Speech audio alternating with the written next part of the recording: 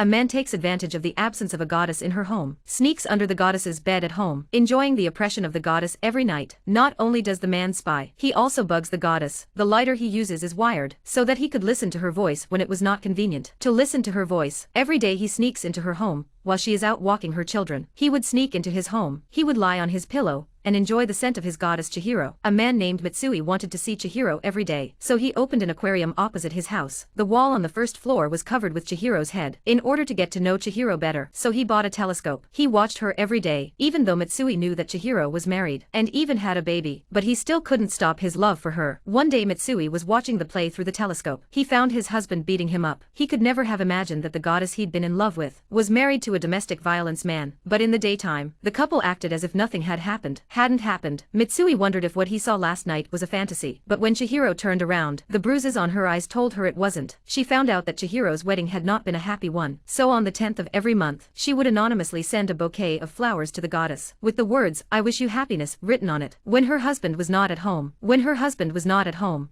she secretly left them on his doorstep. At first, Chihiro didn't take it seriously. Each time, she just threw the flowers away. Then one day Chihiro came to Mitsui's shop. Mitsui was too nervous to talk. Chihiro wanted to buy some peacock fish to keep at home, but when she found out the price, she couldn't afford them. Mitsui said he could give her some. She could have the fish tank with her, but Mitsui had one condition. She had to buy the fish feed from him. Chihiro was very grateful to Mitsui. He came to the goddess home as he wished. It was the first time he had walked in openly. To thank Mitsui, Chihiro took some fruit and gave it to him, and when he wasn't looking, he took the key to the house. Then he went and made one for himself and returned it. Mitsui liked Chihiro, but he didn't know how to express his love. He could only go about his lewd acts in silence. The next day Chihiro came back to the aquarium. She wanted to buy some fish feed. When she saw the goddess coming, she made a cup of coffee, which Chihiro loved. Looking at the goddess drinking coffee, me seemed to see. The first time I saw the goddess in college, the cup that Chihiro drank from, the cup she drank from was also worth remembering for a long time. That day Mitsui hid under Chihiro's bed, listening to the vibrations of the goddess and her husband. That day the domestic violence man found Mitsui's note. He began to suspect that his wife was cheating on him. He beat Chihiro up. Mitsui lay under the bed and watched the whole thing, but he didn't dare to make a sound. He could only watch in silence as his goddess was beaten. He dragged Chihiro to the bathroom. He pushed his head into the water.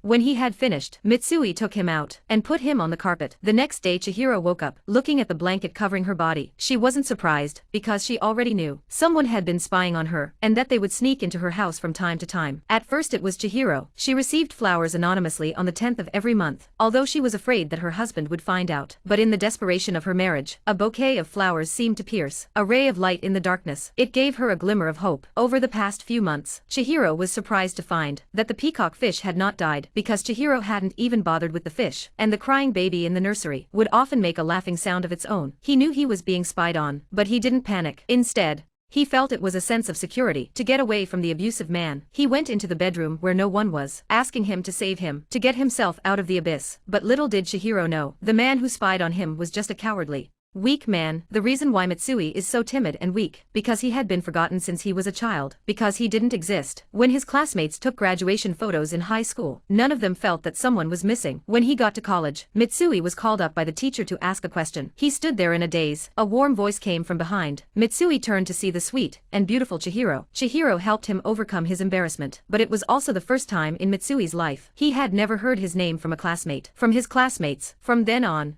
Chihiro became the light in his life. 10 years later, Mitsui saw Chihiro on the street again. He could never have imagined the girl who was so sweet and beautiful was now haggard. Her eyes were lifeless. They passed each other. Chihiro didn't recognize Mitsui. He was going to leave it at that. But then a question came to his mind. Why had Chihiro become like this? So he opened an aquarium in front of Chihiro's house. He set up an aquarium to keep an eye on Chihiro's life, but he could never have imagined his goddess was married to a domestic violence man. He overhears her pleas on the wire. Mitsui decides to stop being a coward. He buys a stun gun and sneaks into Chihiro's house again, ready to teach the abusive man a lesson. In the evening, Chihiro said her father was seriously ill. She wants to go back to her mother's house tomorrow, but her husband just ate his food indifferently. Then he said, "Whether you go back or not, your father will die." She was so angry that she got up and slapped him. The violent man stuck his fork in Chihiro's hand, and then he beat him up again. He even knocked a tooth out of Chihiro's mouth. Mitsui, who was hiding behind the curtain, was about to grab the taser in his hand to teach the violent man a lesson, but because of his cowardice and weakness, Mitsui didn't do anything. He let Chihiro be bullied by the abuser. When he got home,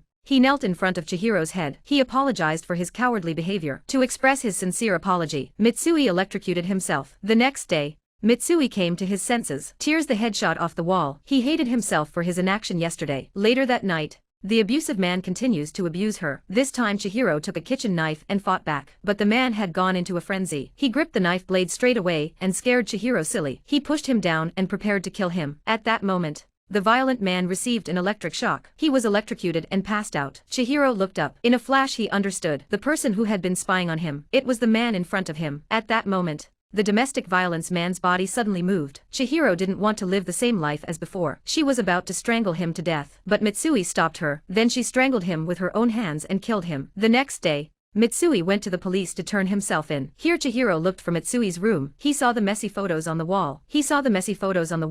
And the photos from his college days. He remembered that he had helped him. They'd had coffee together, but time had forgotten. Chihiro had already forgotten about Mitsui. The memories replayed over and over in Chihiro's mind. He finally remembered Mitsui's name. He ran to the police station and shouted out his name. At last, Mitsui heard him. At that moment, he was so glad. The goddess hadn't forgotten about him. Chihiro's eyes were in tears. Mitsui was in love with her. At this moment, he died without regret. And that's the end of the film. I'm Under Your Bed is a Japanese drama to be released in 2019. When I saw the name and the poster, the blogger thought it was a horror film. Well, on closer inspection, it's not. The main character is a lowly man like a worm under a rock. No one ever remembers his existence, but because of a kind gesture by the heroine, he is given a brief moment of happiness. Two people who are supposed to change each other's fate, and then the man's cowardice and timidity, and the end is announced. The hero's happiness is to hear the heroine call his name, and the heroine's happiness is the flowers she receives every month from the unknown. Perhaps they were meant to be a community of destiny on two separate lines, though they couldn't go together, but in the end,